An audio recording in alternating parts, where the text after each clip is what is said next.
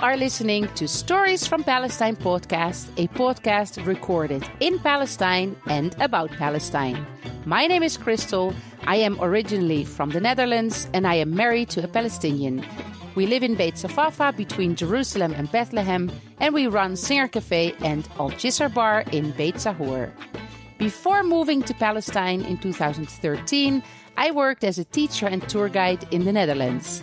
I have a degree in history and in tour guiding and many years of tour guiding experience. Due to the COVID pandemic, tourism in Palestine came to a complete halt, and that's why I started Stories from Palestine podcast in August 2020. This is the second year of the podcast, with every week on Monday a new episode about the history and heritage of Palestine, as well as the reality of life today. I hope you will enjoy today's episode. Hello everyone and welcome to this week's podcast episode. In this episode you can listen to Marcelo Marzouka, who is a Palestinian born and raised in Chile. And the topic of this episode is therefore the Palestinian diaspora in Chile, the largest Palestinian community living in South America. Most of them originate from the Bethlehem area. We had a very interesting conversation, and I hope you will enjoy listening to this interview. Hey Marcelo, nice to see you again. It's a long time. Hi, nice to see you too. Yeah, long time. How are you doing? I'm good. And I know that you are currently, as we are recording this, you are in my country, in Holland. So how is the situation there? Exactly. I am now at The Hague or Den Haag, right? As the Dutch people like to, they emphasize on the Dutch name. But good, everything is good. I'm here due to work. COVID is apparently rising, but the measures are being tightened up like step by step. Yeah, and it's make it a little bit easier for us to have this conversation because now we only have 1 hour of time difference. Exactly, instead of 5 between Palestine and Chile. Yeah, because you are from Chile, but actually you are Palestinian. That's your identity. And that's what we're going to talk about in this podcast episode. Let me introduce you a little bit and then you can continue. We met each other in Palestine many, many years ago. And correct me if I'm wrong, but that's probably somewhere between 12 and 15 years ago. Do you remember? It was on my first trip to Palestine on 2008. In 2008, yeah. And that's when we met. And I think that is the first time that I realized that there were so many Palestinians who live in South America in general and in Chile in particular.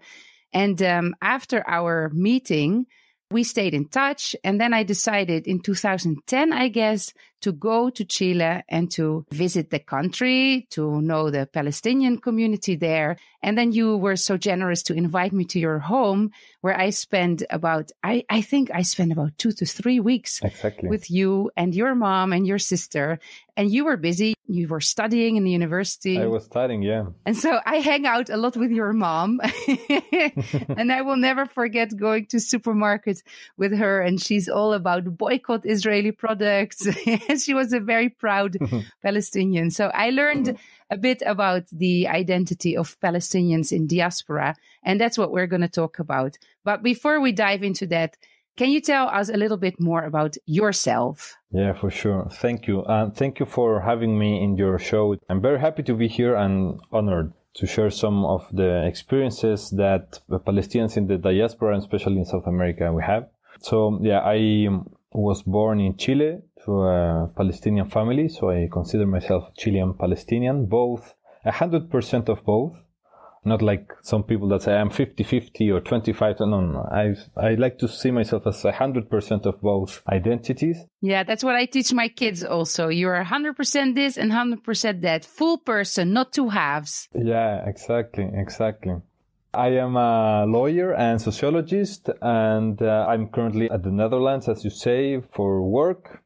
And I am very into international relations. I'm a lecturer of Arab politics studies. I give 2 courses at the university level. And we touch in the last classes some of the migrant experience in Latin America, especially. And yeah, like I'm an Aquarius, if that matters. Oh, yeah, well, that may matter something to some people. Yeah.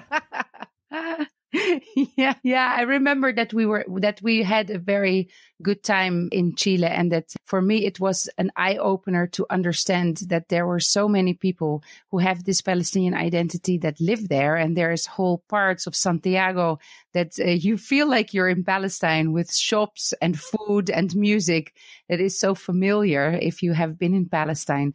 So maybe we should start with the question, do you know how many descendants of the first Palestinians are there at the moment? How many people in Chile are Palestinian? Yeah, the numbers go between 100,000 and 500,000. Depends on how pessimistic or optimistic you are. Yeah. And the 500,000 number actually comes from a projection, an estimation made from a study that was made during the 1940s, that actually was a census of all the Palestinians that were living in Chile at that time. And according to those numbers, someone at some point made like an estimation and established that, well, 500,000 was a reasonable number. I would say that it should be something in the middle, like 300,000. I would say it's interesting to see that you have people that are fourth generation. Their great-grandparents were the ones that migrated. But the Palestinian identity is still kept very intensely, I would say, in different areas. And even though you have some endogamic couples, like people that marry between Palestinians, there is not, I would say, the 100%. Even though you have a mixture of couples, the Palestinian identity is still very present in the community.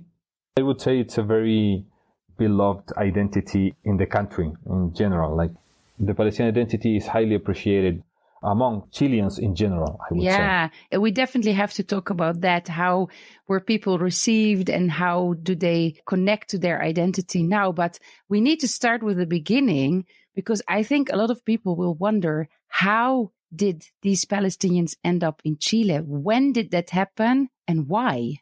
Yeah, and why did they went so far away to a country that is almost falling off the map, right? Yeah. Yeah, well, the first records of Palestinians arriving as migrants to Chile actually are from 1884. That's the first guy that showed up there, there's a recording. Of course, probably people arrived before, but the first recorded migrant is from that time. And you had several waves coming from Palestine at the beginning of the 20th century. Then when the Ottoman Empire crumbled and the British Mandate of Palestine started in 1920s, you had another important wave of migrants. Of course, the Nakba, and then I would say 67, and then the Intifadas also, especially during the 80s, you had another important group of people that arrived. And then on 2000, of course, again, and I would say the last 5 years, we've seen another group of people arriving. I would say that is very interesting to see from the Palestinian community in Chile, because even though it is very old, you could say, like it arrived many years ago, it has been renewed by different groups of people that have arrived constantly during these decades. So that has meant that even though you have a well-established community that has deep roots in Chile and is well-established, and it has been an important part of the development of the country for the last century, in politics, in economic, in arts, music, in academia, in science, in sports.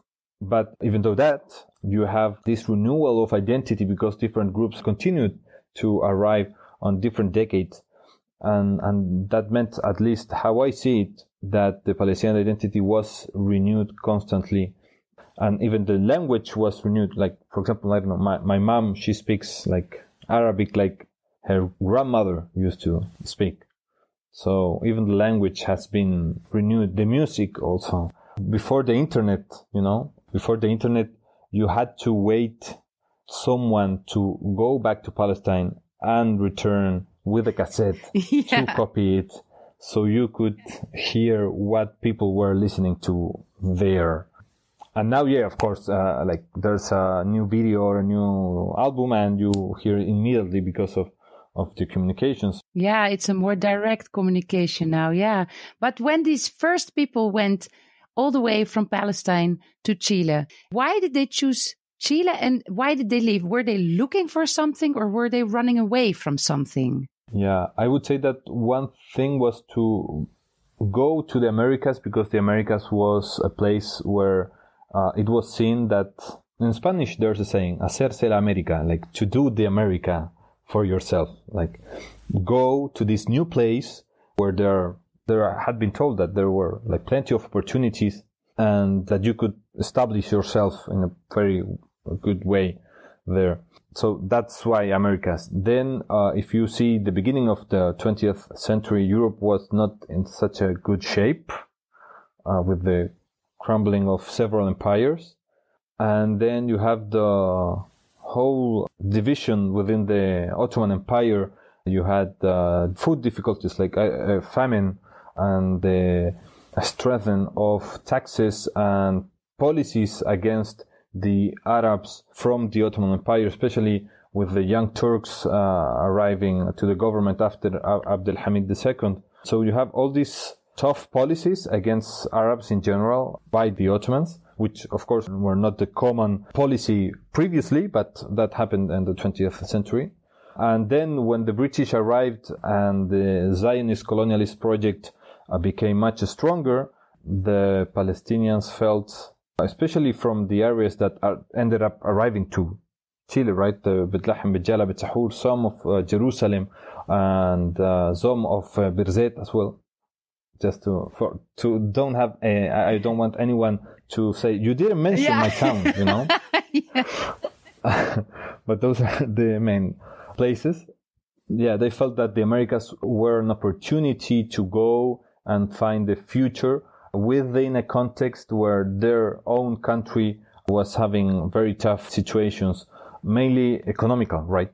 Because of the bad political situation. And then after the Nakba, of course, we all know what happened, and that also causes another group of people arriving to Chile.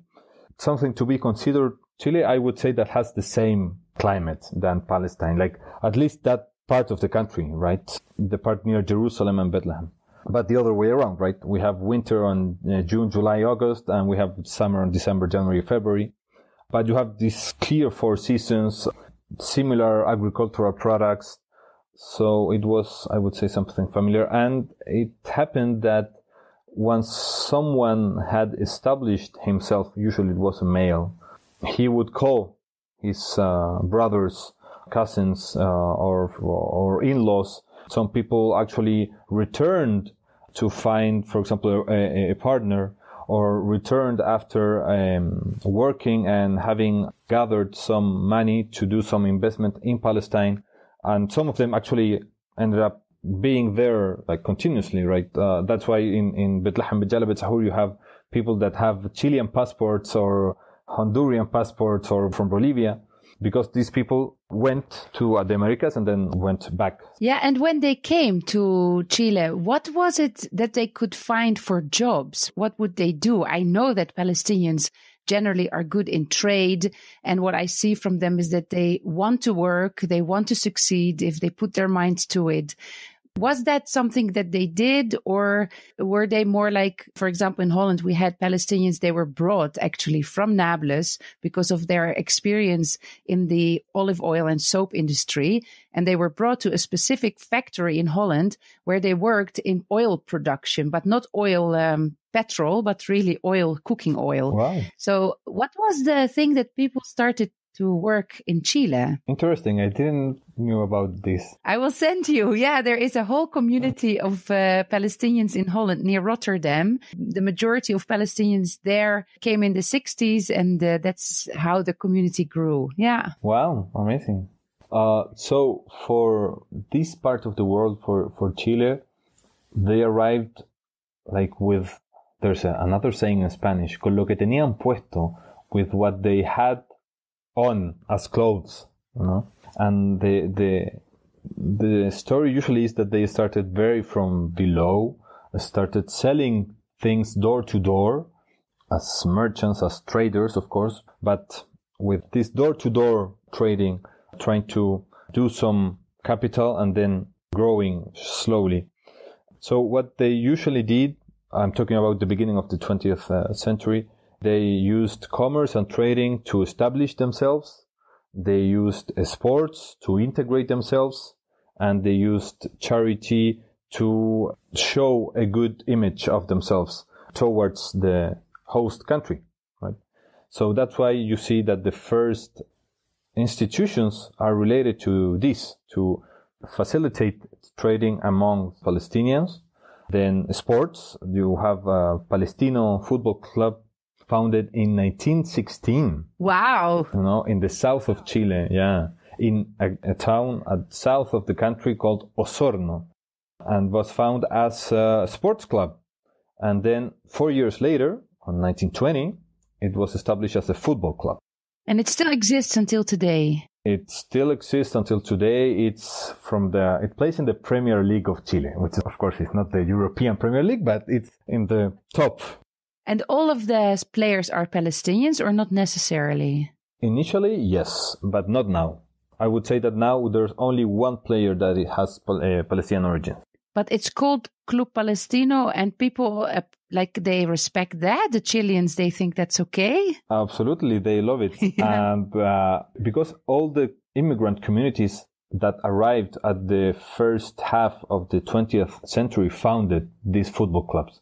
So you have the Spanish Union, you have Italian Audax, Wanderers, Rangers, because of the British, and you have Palestino. Yeah.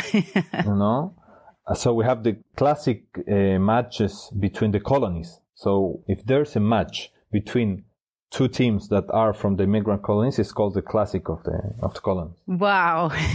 But it also proves that Palestine was the name of a place before it became Israel, because we always hear that people saying, Palestine was never a country. Yeah, maybe it was never a state or a country in the modern concept of countries, but it was a place that people called Palestine. And in 1916, there were people from that place that called their football club after it. Absolutely, absolutely. Because when you hear the Zionist rhetoric that says, no, Palestinian identity only existed from 67 onwards, not only there was a newspaper founded in Jerusalem in 1903 by Isa Alisa, right, called Palestine, but also on the other side of the world, you had this football team that was founded decades before Israel that wasn't called Arab Football Club or Greater Syria Football Club. It was called Palestino, Palestinian, Palestini. Yeah. So it's very clear that those migrants that established that football club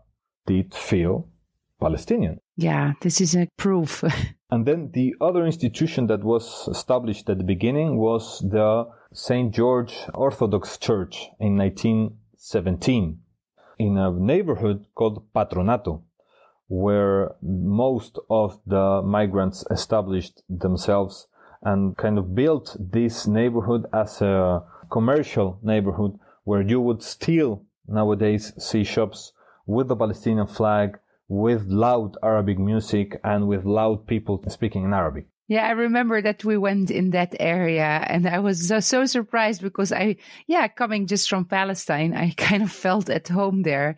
Even I think we ate knefe and they had spices and Arabic coffee and everything that you find in Bethlehem. Yeah. So we have the first wave of immigrants, and then there is a kind of chain migration where people are following maybe family members. And even people are at some point maybe returning to Bethlehem. Do you still see nowadays that people are leaving Palestine and coming to live in Chile? Or do you see the opposite, where the new generation says, I want to move back to Palestine? Yeah, I would say that we're still receiving people from Palestine in Chile, but not as much as before, of course. And I would say that nowadays, Palestinians tend to migrate to Europe rather than Latin America. It's a more attractive place. And now with the current political situation in Chile, I would say that Europe it looks very attractive to me as well. Oh, don't stay. Yeah. There have been some differences. It's not like in the 40s or in the 50s where you would have whole families coming to establish themselves in Chile. You have now usually some guys that want to go and try some luck, but I wouldn't say that is a big tendency nowadays.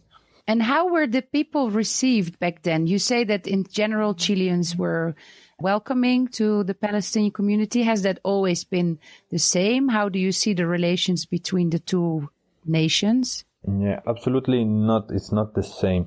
For any Spanish speaker, I would really recommend reading a book by Walter Garib, who is a Chilean Palestinian author, called El Viajero de la Alfombra Mágica, The Traveler of the Magic Carpet, that tells the story of a Palestinian family with the mingled stories of 3 generations.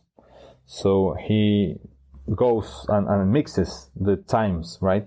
So he goes talking about the grandfather that migrated, then the father, and then the son, and how for the 3 of them, the experience of their own Palestinian identity and of their relationship with Chile and Chileans is quite different.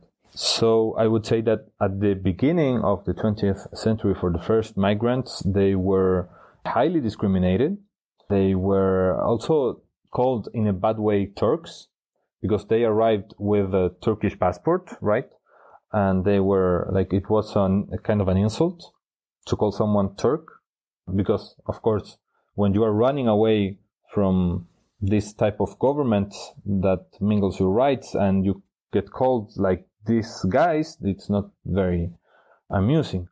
So you would have discrimination against these new migrants, mainly because Chile at those years, those decades, was promoting immigration from Europe, from the Germans, from the French, and from the Swiss. There was really a policy of the state to go and search. There were ambassadors that were going to these countries and searching for people to migrate, and were allocating them in lands in the south of the country for them to work it. Because the thought was, these guys are very good for working, right? So they will push the country forward. I don't know if that worked or not. That's really beyond my scope of analysis. But that was the type of migrant that they were promoting. So when they received these guys that were from a very distant part of the world, that didn't look exactly European, they weren't as welcoming, right? Also, the Chilean elite was at that time, and for some cases still, but at that time for sure, it was very endogamic. It was very close. They were the descendants of the former Spanish and Basque colonizers, and that endogamic characteristic was maintained until, I would say, until the maybe 40s or the 50s. So once a migrant or a family had succeeded economically, okay, you had the money, but that didn't mean that you were like the elite of the country. No? That's something that Walter Garib in his book, he really portrays it really, really good. But then I would say that in the 40s, the 50s, the 60s, once you had 1 or 2 generations already in the country, having been educated there with a well-established community in business, you had the first representatives in the Congress that were of Palestinian origin, right? Of course, Lebanese and Syrian as well. But the biggest Arab community in Chile is the Palestinian.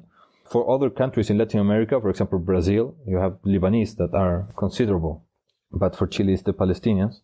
So 40s, 50s, and 60s, once you have this well-established community that was entering politics, was you had Palestino that had already won a tournament in the 50s, right? The national tournament. So you have people in sports, you have people in politics, in business. The Palestinians, regarding business and commerce, were mainly focused on trading of clothing, manufacturing and trading of clothing. That's what we are known for. Like the Spanish are bread makers, you know, and the Palestinians go to the clothing That's like the stereotypes that you have. Bakers, that's the word I'm looking for in Spanish. The Spanish are bakers and the Palestinians are related to clothing. And that's how many Palestinians actually made their money, and some of them became really influential in the industries. So by that time, I would say that the Palestinians had been already integrated in the country, properly said. And now we live in a very different world. And with all this process and globalization and so on, also because now being different is kind of cool, right? So the particular identities are cool. And also now Palestinian, in Chile at least, is being associated with being hard worker and being like a family guy and being like good for like laugh and parties and you enjoy life. And food? And food, yeah. Food is life. Yeah. and kahwa. And kahwa. Yeah. And music, Arabic music. And music. So being loud, being joyful, but also being hard worker and like respectful to family. And also like now being different is cool, right? Oh, you speak a different language. Oh, that's nice. How do you say it? But for the first generations, the reason why many Palestinians don't speak proper Arabic in Chile is because the first generations didn't want their children to be discriminated the way they were. So they didn't teach them Arabic in houses. So many families lost the language for them not to have an accent, right? So for the children not to be discriminated because of their accent. And now I would say that very interestingly, there's a whole generation of descendants of Palestinians, Chilean Palestinians, that are relearning the language, trying to also recover this lost part of the identity.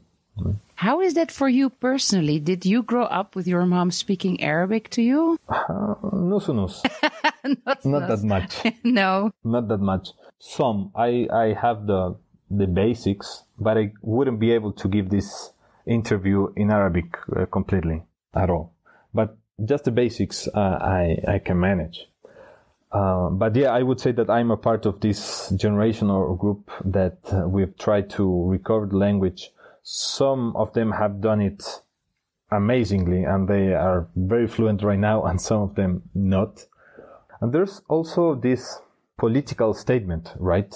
That we don't want to forget where we come from. We don't want to forget our identity.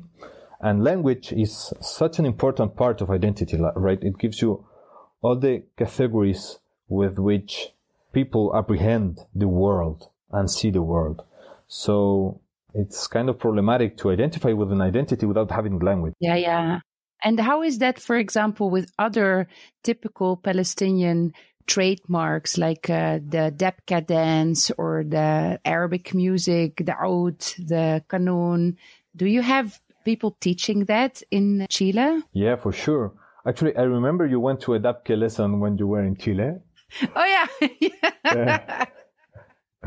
Yeah. And actually, I would say that in Chile we have, I would say like 5 Dabka troops.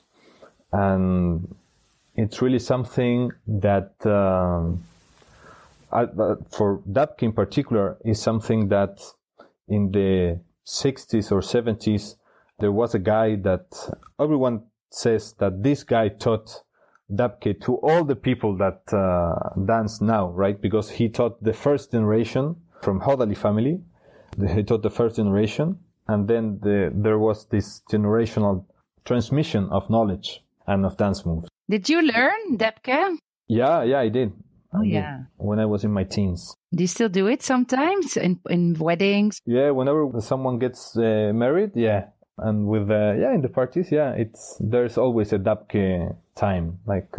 That's actually interesting. If you have weddings between Palestinians or between a Palestinian and a Chilean, in that wedding, how much of the Palestinian culture would you see in the wedding? I would say a lot, and I would say there's an interesting combination of the identities. Also because we are also Chilean, right? So mingling both identities, I would say, comes very natural to us, especially to the ones that we've been born in the country. But It's really interesting because you would have eating warek dawali is as natural as eating a typical Chilean food, right? It's not like eating, I don't know, pad thai or sushi. Like, it's different, right? It's not part of your daily food. But for a Chilean to have a maklube, it's like, oh, this is fancy. What is this? Yeah. But for us, it's so natural, and both parts are very natural. So actually, one of my first cousins got married like 2 months ago in Santiago, and we had everything. Like, we had typical Chilean dances, reggaeton, and then dabke, and then Arab music that wasn't dabke, and it was all like mingled and one thing after another. Wow, this is so rich if you can combine the cultures and take from each culture the beauty and what's best. Yeah, and bad parts as well. They also come with the package, right? Part of how you develop your own identity. How do you process those things? I have seen in the US and in Europe that people talk about the third culture, right? Which is something not quite the same as the migrant culture, and not quite the same as the host culture, but something new. And yeah, I would say sometimes I feel like I belong to both places, but therefore to none of them completely. Yeah. I would say that we are then called to play a role as like bridges between different parts. And like, I have close friends that tell me, like, how is it in Palestine? Like, they imagine, I don't know what things. Yeah. And then when I show them or I tell them about my experiences, or if a friend from Palestine visits Chile and I get to introduce them, it gives a sense of normality. People feel closer to each other and to these different, apparently different places. Yeah. Right? Marcelo, do you remember the moment where you realized that your Palestinian heritage also came with a burden, where you realized that, let's say, the struggle and the difficulties that Palestinians in Palestine are going through is also part of who you are and part of the family that you may still have in Bethlehem? Like, I always wonder about that when, well, my children are growing up here, obviously, so they already have maybe more realization, but at some point that realization as a Palestinian who is abroad, who is a bit more distance from it, but that you start seeing and reading the news and realizing that what a military occupation and colonization does to people's lives. And I'm just curious about the moment when you realized that, and what did that do with you? Did it give you the feeling that you had to get more involved, or that you wanted to distance yourself from that? My case, my family arrived to Chile in the 50s. So actually my great-grandfather went to Honduras. He made some money and then he returned to Palestine, and he lived and died in Palestine. So my grandfather, he spoke Spanish very fluently. That's why Chile was an attractive place. And when they went to Chile in the 50s, the idea was to do the same. To go, make some money, and then return. And eventually things got difficult for them to return after 67. And I would assume that with them having a better established life and good business in Chile, there weren't so much incentive for them to come back and to start all over again, considering the Israeli occupation of the Palestinian territories. I don't really recall a specific moment, but I would say that the whole experience of listening to my mother and my uncles and aunties that they cannot go back to the house where they were born. That's the thing. Like, people can move freely, but these people that I really love cannot go back to the place where they were born. And and to maybe to have this difference, right? Because I live in the city where I was born, and even if I decide to leave that city and go to a different one, I can return to that city where I've been living for the last 30-something years, right? Yeah, that's the first thing. And then, like, I would say that my whole experience of developing an identity was related to Palestine as a faraway place where people were having their rights not respected, but even more a place where there was beauty and there was good. And listening to my grandfather telling me stories about his youth in Palestine, about his friends, and how they would get to play oud and the violin, kamanji, and have laughs. And then listening to this old music like Abdul Halim and, Kulthum, like having this transfer of experiences, right? Yeah, and I would say that is for me, the most distinguishable thing about Palestinian identity anywhere in the world. Despite the adversities, there is beauty and there's this will to thrive and continue. And then when you go the first time, really it's amazing. And that's another thing. Yeah, because how old were you when you came for the first time? Maybe 18, 19? I was 18. Yeah. And it was kind of a rite of passage because all my cousins that were older than I was had been there at that age or during their 20s. So it was like when I was that age, I was like, I have to do this. I want to do it like soon, like not when I am 30. No, I want to do it like now. And I had the privilege and the opportunity to go. I say privilege not only because the airplane ticket is very expensive from Chile to Palestine because we're very far away, but also because there are so many Palestinians that cannot go back to the lands where their families are from. So I really count that as a privilege. Do you remember when you first traveled around Palestine? How did you see it? What did you think? What did you feel? When you grow up outside, you have this romantic image of the ballad. And then you get that it's not so as you imagine. So the streets, they have garbage. Like there's garbage in the streets. Yeah, true. And there are like some things that... but then you end up realizing the Palestinians are people just like everyone else. You stop... I would say that is a flaw on some diaspora communities. You stop idealizing the Palestinians that live in Palestine. But also, it's a very familiar place.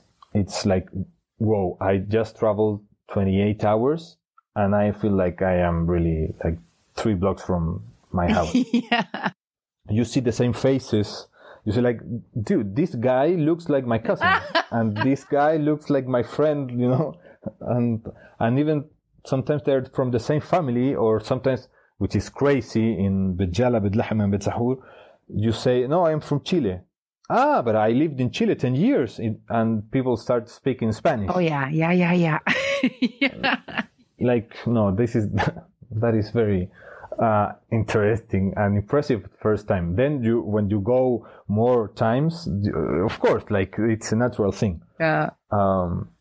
But it's a very amusing thing too, or not amusing, but appealing. Yeah, thing. I can imagine.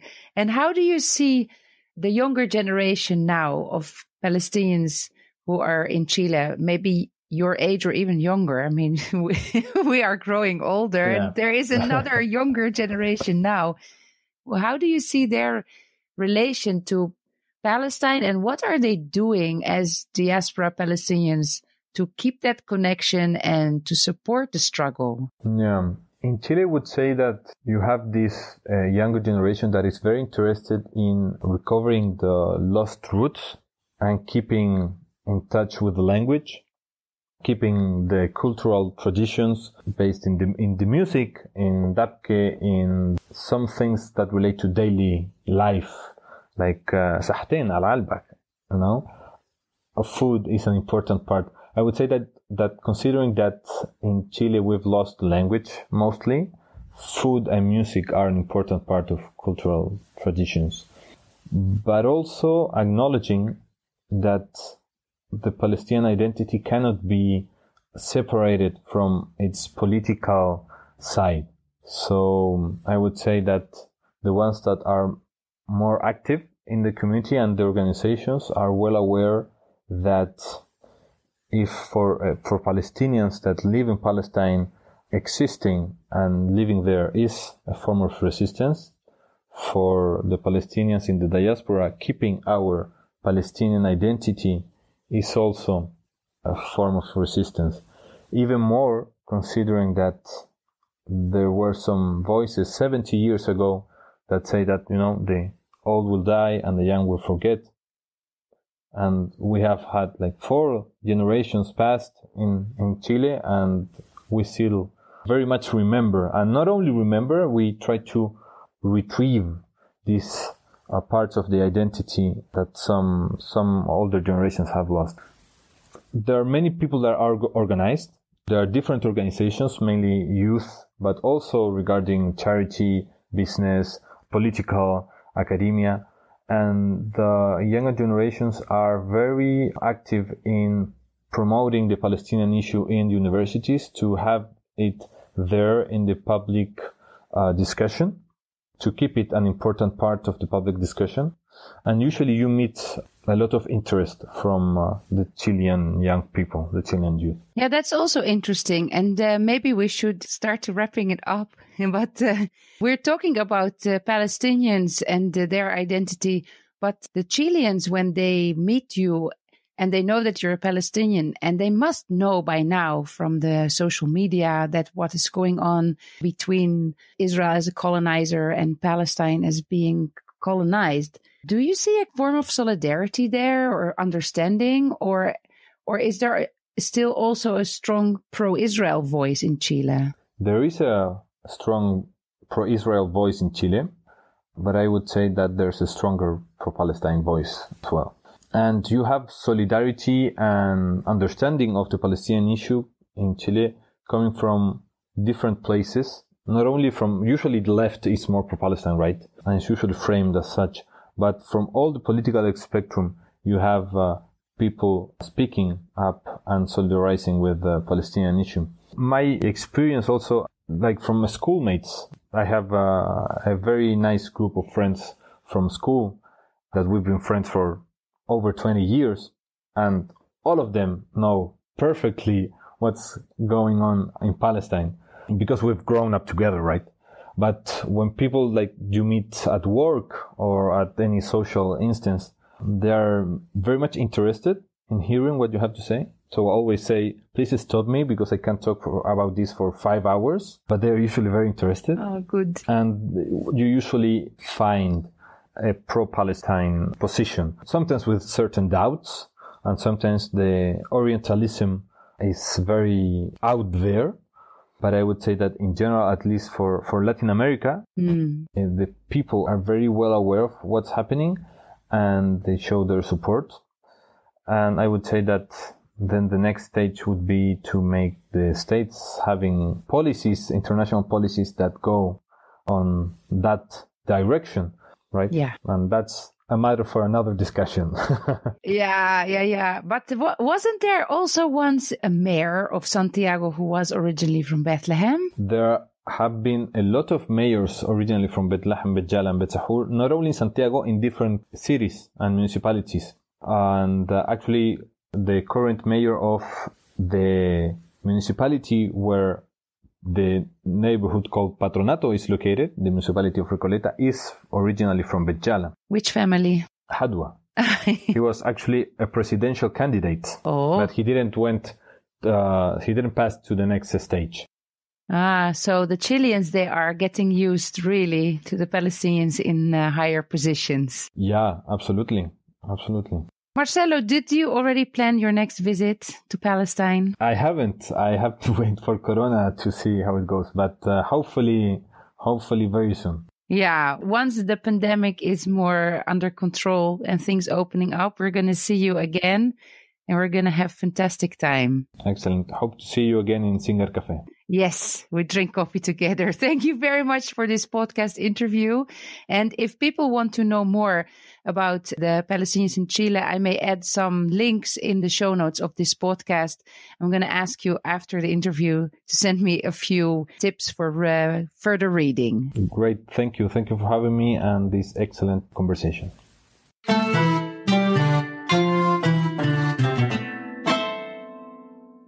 That was Marcelo Marzouka, and you can check the show notes of this podcast or the website storiesfrompalestine.info to find some suggestions for further reading and for a movie about Club Palestino. Let me finish this episode by saying that Bethlehem is getting ready for Christmas. The Christmas tree on Manger Square is up, and this week there is a Christmas bazaar in the Star Street. I was asked to produce a short video about Christmas in Bethlehem this year for the organization ECOS, and I will add the link to the YouTube video in the show notes if you're interested to watch it. I am also working with my daughter Louisa on a special Christmas video in which she will explain and show you that Jesus was not born in a stable. This video will be available to anyone who will do a special Christmas donation to the podcast on the Ko-fi platform, and then you will get the link to the video. I will let you know when it is ready. Thank you for listening to Stories from Palestine. If you enjoy the podcast, then here are several things you can do to support the show. Tell your friends about the podcast. Share some of the social media posts on Instagram or Facebook. Start following the YouTube channel. You can also hear the podcast audio there. And soon I will start uploading videos.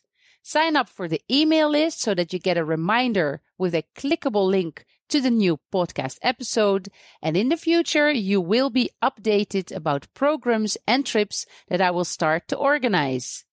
And of course, you can donate to help me pay for hosting the podcast and the website and all the related recording costs. It's the only source of income I have at the moment, so you can imagine how much I appreciate every cup of coffee or falafel sandwich that you buy me on the Ko-fi platform. All the links that you need can be found in the show notes and on the website storiesfrompalestine.info. That's it. I hope you will tune in again next week.